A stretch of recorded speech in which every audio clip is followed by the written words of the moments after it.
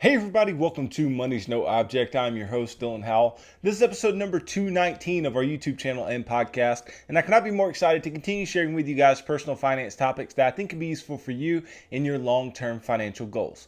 Today, we are going to be talking about not what I told you we were going to be talking about. I said today was going to be about diversification. Is diversification a good or bad thing? I decided to push that topic to tomorrow because there's something very pressing going on in financial markets right now. And from time to time, I like to take a moment, stop, and talk about things that are currently occurring. That way you can have a better understanding and that you can make good decisions on the other side. So I'm going to kind of keep it under wraps for right now as to exactly what that thing is. But here in a couple of minutes, we'll get to talking about exactly what this phenomenon is and why maybe you shouldn't get too caught up in it. But it is dominating the talk around financial markets, at least as of today. And that talk may wane in the coming days. But it's been something that has persisted for a while now that has really taken off, especially in a day like today. So stick around for that and more in today's episode. Before we get started though, if you could go down below, hit the big red subscribe button, like this video,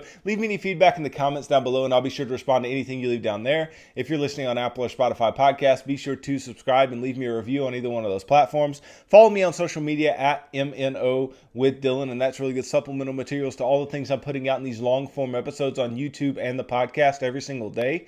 And then if you need somebody to help you to build a financial plan that's specific to you and your family's needs and keep you accountable to that plan over the long term, then I can do that. Just reach out to me via social media on Twitter, Instagram, Facebook, any of the major social media sites that you can find me on, and send me a message and we can link up and we can set up a financial coaching session that will allow us to sit down and help you to push towards your long-term financial goals together and achieve the ultimate goal of financial freedom. All right, so what is this big thing that occurred today? When I say today, I'm saying when I shoot this episode, right? These episodes come out at 6 a.m. while I'm shooting this the day before, right? So I'm shooting this June 2nd right now. This will come out June the 3rd, okay? So I'm shooting this June 2nd. What happened June the 2nd in financial markets? Well, what happened June the 2nd was one particular stock doubled in a day, right? Doubled in value in a day, doubled in market capitalization in a day. And what stock is this? It is AMC. And those of you who don't know what AMC is, they are an entertainment company, most notable for their movie theaters, right? AMC is very popular for having movie theaters, and that's places where people like to go. And pre-COVID, that was a much more booming business than it is today. But that particular company stock doubled today. It increased by 99.22% and was up even more than that at certain points throughout the day. And the big question is why and how is it up this much in a day, right? Most stocks, if they move 1% up in a day or 2% up in a day or 5-6% up in a day is a fantastic day, right? But for a stock to double over the course of a day is outrageous. It's crazy. How does this happen? How does this go about happening? Well, we talked about this particular phenomenon previously when I did a special episode on it, right? I did a special episode that was specifically about Wall Street bets and about GameStop and about short squeezes. And I'll talk about all of those concepts in today's episode. And this really piggybacks off of what occurred with GameStop and to a certain extent what occurred with AMC earlier this calendar year. But today has been a huge day. It has been a crazy day for AMC. But just year to date, right? If you just looked year to date and you said, what has AMC stock done? If I would have invested January 1st,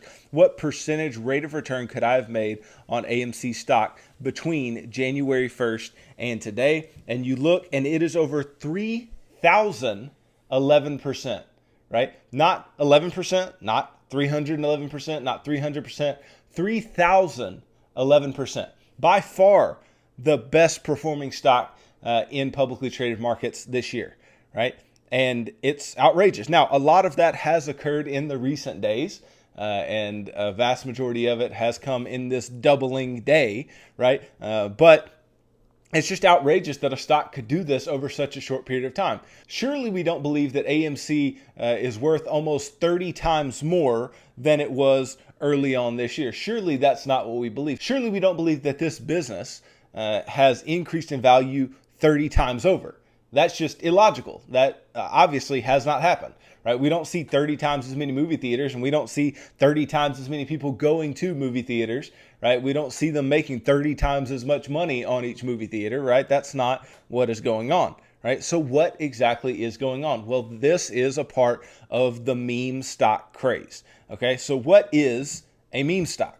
Well, we all know what a meme is, right? But a meme stock is a stock that has seen an increase in volume, not because of the company's performance, but rather because of the hype on social media and online forums like Reddit, right? Which brings me to the Wall Street Bets people, right? Wall Street Bets is a particular Reddit forum that talks about stocks and really goes in to push out short sellers, that really squeezes the shorts. And AMC has been a heavily shorted stock. And when you squeeze out shorts, shorts are people who take the opposite position to longs. Longs are those who own shares, who hold shares, and profit from the stock going up in value. And shorts are those who profit from the stock going down in value. Because what a short does is they borrow shares of stock from a broker, immediately go into the market and sell those shares, and then they repurchase them back at a lower price and return the shares to their broker, having made money. But if the stock goes up, right, and they have to go ahead and cover their position,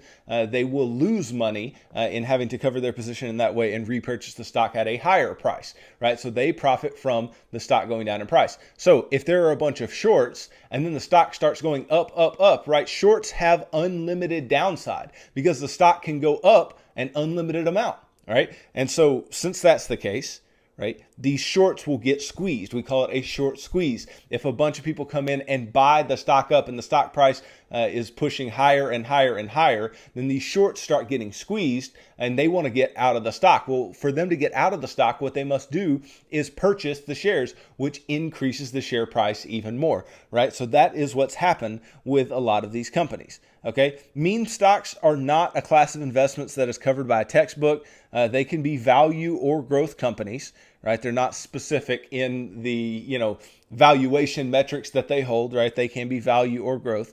It's really a category for a stock that's seen rapid growth and attention on social media channels like Reddit and Twitter. The valuation may not line up with the price changes or the hype. Right? Another, meme stock, and it's not a stock at all, but something that actually got its start from a meme and then got to a huge market capitalization and still holds a pretty high market capitalization to this day is Dogecoin, right? These things that are driven by social media attention and by no fundamental analysis. It's absolutely crazy. And I'm sure for the, older age investors, it's even crazier than it seems to us. But for, investors who invest for the long term, this is a really wild thing to see certain people make crazy returns in the short term, right? But where crazy returns are made with no fundamental basis, right, there are also people who get burned because they tried to get in on the action without any understanding of exactly what's going on. And we'll get to exactly how that occurs here later on.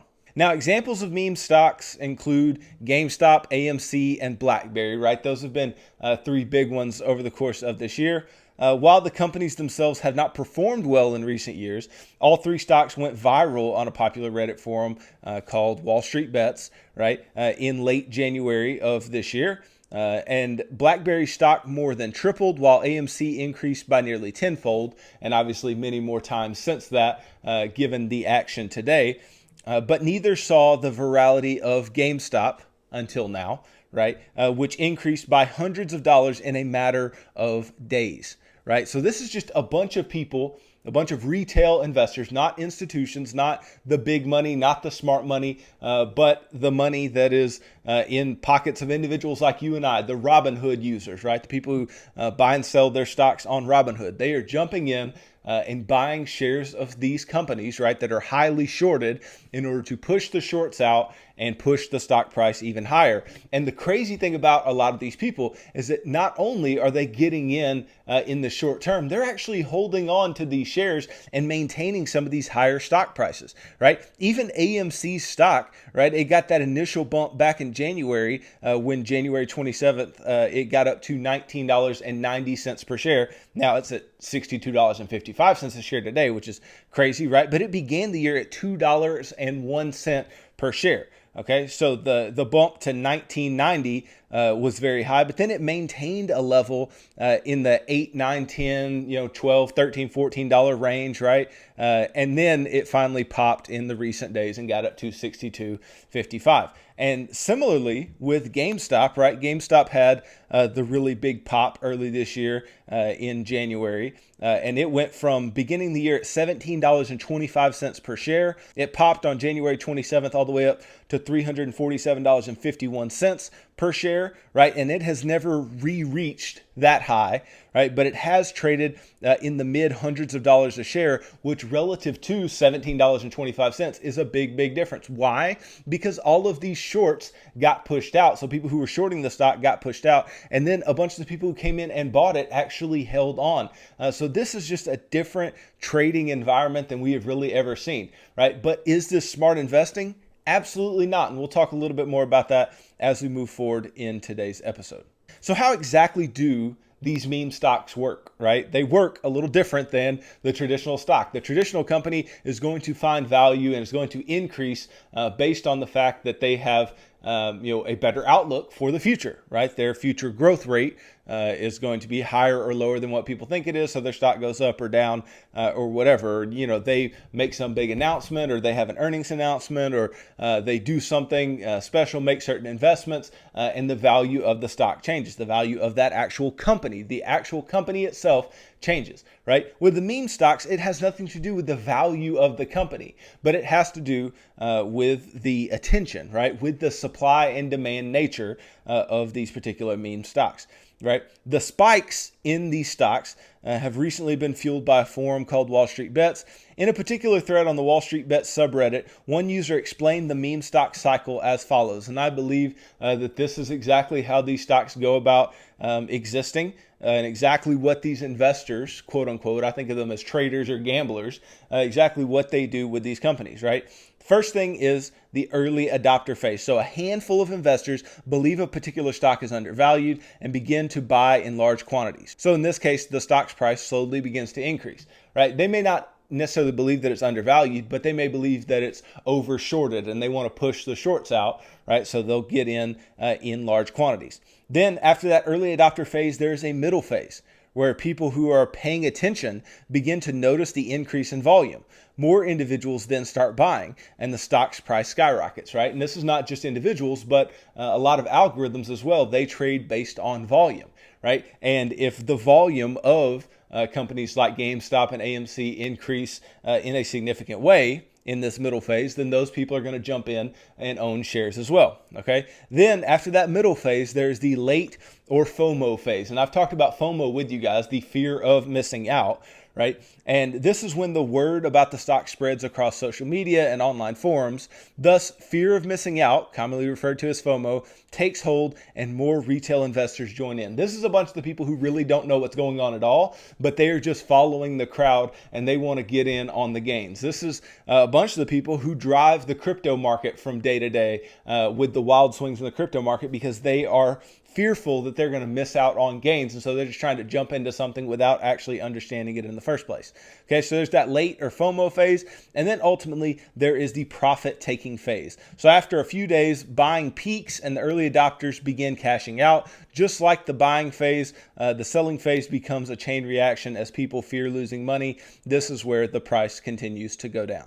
Okay, so we saw this occur with GameStop. Like I said, they came off of their highs, but there's still been a maintenance of a particular level in these stocks, right? And then obviously AMC took off like a rocket the past couple days, and specifically in today's trading session. Okay, now what does this mean for individual investors, right? These meme stocks acting the way they are. What does this mean for individual investors? Well, one visible outcome of the meme stock saga has been an increase in interest in retail investing, which is a good thing, right? It is good that more people are interested in financial markets. It is good that people want to own shares of companies, right? But it's not necessarily good for them to do it in a way that is dangerous to them. Now, despite the actions of Robinhood and other brokerage firms, new downloads of those apps skyrocketed after the events surrounding the GameStop stock The Robinhood app specifically was downloaded more than 1 million times in the last week of January when the stock surged and then later declined, according to various media outlets, including Barron's. Such increase in retail trading activity also prompted the SEC to issue an investor alert warning average investors of the risks of investing in a hot stock or short-term investing based on social media. So you know it's serious, you know it's dangerous when the SEC steps in and they say, hey, this is pretty dangerous, because there are people who do dangerous things in the stock market every single day. But when a large group does something that's very dangerous, the SEC actually stepped in and said, this is pretty dangerous. You could get hurt here. You could lose money here, right? It can be exciting to make money on day trading and to be a part of something bigger, such as the case of the GameStop surge and the AMC surge today. And yet studies have shown that even the most experienced of day traders lose money. So while it might be a positive thing that these meme stocks have increased interest in the stock market, experts ultimately recommend following a very different investing strategy. So what I teach you guys every single day, whether it be you're buying index funds or mutual funds or some type of fund investing, or whether it be actually you investing in individual stocks, I talk about being a long-term investor, and I talk about investing based on the fundamentals, based on real things that you can do your research on, and you can actually, with a reasonable amount of confidence, say that your investment is going to be worth more in the future. Because what do we say? We say that an investment, upon thorough analysis, promises safety of principal and adequate returns, right? But if you're investing in something like, and I put investing in air quotes, I use it very loosely here, but if you're investing in something like GameStop or AMC just to get the short-term pop in the stock, that is not investing, right? Because you have no idea when the market's going to turn, when those phases of the meme stock are going to turn, right? You don't know. Right. And if you're just following the crowd, you have no idea if it's going to provide you adequate returns. You have no idea if it's going to provide you safety of principal. And there is no thorough analysis that you can do. Now, I will give a lot of the people on Wall Street bets this. Okay, at least the early adopters seem to do their homework. Okay, so the early adopters, I don't have much of an issue with. Yes, they're acting in the short term, which I don't necessarily like, but the way that they're going about it, right? They're doing something based on fact, and then they're getting other people to pump up the stock for them, and then they're getting out. That's not the dumbest thing that somebody's ever done, right? It is short-term in mindset, but actually doing that homework, actually doing that research to understand that can happen and to watch it happen in real time, that's really powerful, and that's really, really smart to do. But most people are not early adopters. Most people aren't in that initial few who are making the big change and really turning a particular stock into a meme stock. Most people are FOMO traders. Most people are scared that they're missing out on something and they're late to the game. And a lot of people end up losing money because they go in and buy these stocks that they think can go to the moon, right? They go and buy these stocks really late in the game, and then they just go down in price, right? I guarantee you, just undoubtedly, some people bought AMC stock today who are going to lose a lot of money, especially those who bought late in the day are going to lose a lot of money. And that's problematic, right? We don't want to see people lose money because they did something stupid, right? Which buying something like this with no reasonable basis is stupid. Now, I've told you that you can speculate with a small percentage of your portfolio. And if you did so, be ready to lose any money that you speculate with. But don't confuse the idea of speculating and investing, because that can get you into a place where you're putting a lot of your money into these companies that have no reasonable basis for going up or going down at any given time. And you're likely going to really miss out on gains that you could make elsewhere over the life of that particular company. Okay. So then we ask ourselves, right? We go from this discussion of meme stocks and AMC and all those type of things, right? But what are some bad reasons to buy AMC then, right? What are the bad reasons? What are the reasons that you shouldn't fall into this idea that it's okay to buy based on any of these reasons? The first reason is, well, the share price can go as high as it wants to go, right? It's still relatively low compared to other share prices, or the market cap is relatively low compared to other companies that are really large, right? Well, those other companies are really large for a reason, right? And price means nothing. Price means absolutely nothing in the stock market. So don't think that just because a share price is low that the stock can keep going up forever. And don't think that just because it's hot that it can go up forever. Eventually, demand runs out. And when demand runs out, one of two things happens. Either the stock trades sideways or the stock eventually drops. Okay, so don't just invest based on share price. Don't just buy based on share price. Another reason that you shouldn't buy AMC stock is that a short squeeze is not imminent. Right? Just because you think you can jump in and help in squeezing the shorts, that's not necessarily the case. Now, it has been done, quite obviously, right? That's what's driving the stock upward. But that doesn't mean that it's imminent. It doesn't mean that you're going to get the pop that you want out of a particular company. And you may not be willing to wait, as long as you may have to wait for this short squeeze to actually occur, right? Or the shorts may get squeezed out. And then there's no more shorts left, right? Which is kind of where we are moving towards with companies like AMC and GameStop, right? Where these shorts have been, out of the stock for a while, and they're either taking short positions from higher prices, or they're just not shorting the stock at all right now because they don't want to get squeezed out and take those losses. Okay, so don't believe that a short squeeze is absolutely imminent. Another reason that you shouldn't buy AMC is that, 99% of the theaters have reopened, so it's obviously going to make money. Well, not necessarily, right? There are different rules right now for who can go where and whether or not they can wear masks and what the capacity is. And these theaters haven't run in a while, so there may be some issues, right? And they may have a lot of competition. They do have a lot of competition from streaming services, right? So don't believe that just because they're reopening that they can provide the value that you have ascribed to them in your purchase of their stock. Okay. Then another reason that we don't want to buy AMC is that, hey, I like going to the movies. I like, going to their movie theaters even, right? We don't want to buy it just based on that fact, or based on the fact that, it's going up and I like going to the movies, right? Yes, we need to invest in things that we understand and invest in things that we know, right? But you're not getting into AMC right now just because you like the movies, right? Because after we go into the place where we understand something and we know a particular company and we know how they make money, then we have to actually do our research. And the problem is, if you actually did your research on AMC, there's no way that you would come to a reasonable basis by which you should actually purchase the stock. It makes absolutely no sense. So just because you like going to the movies and you understand the movie theater business and all these different types of things does not mean that that is why you should purchase the stock. From a balance sheet perspective, AMC noted in its fourth quarter operating results that it had more than $1 billion in cash on hand, which not bad, right? This is after issuing close to 165 million shares and over 400 million in debt capital between mid-December and mid-January.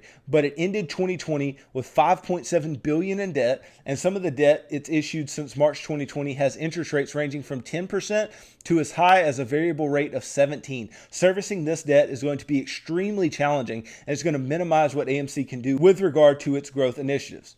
As for its income statement, AMC reported negative $1.3 billion in free cash flow last year, so they're not creating positive free cash flow, right? This figure should improve with the company's theaters now open in some capacity. However, profitability remains a long way off. Just because you can, have some revenues does not mean that you're necessarily going to be profitable, right? Over the next 24 months, AMC does not look to have enough cash to cover its losses, which is extremely problematic, meaning that they are going to have to either raise more money or they'll go out of business, right? Investors are welcome to like a business, but investing in it without knowing its fundamental details is a huge mistake. Like the movies all you want to, but if you don't understand the company and you invest in it, that's on you. And then the fifth reason that we should not purchase AMC stock is that people have this idea that if they buy and hold, the hedge funds lose, right? So we're just going to buy it and hold it and just stick it to the man, stick it to the hedge funds, right? Well, even though the percentage of AMC shares owned by institutional investors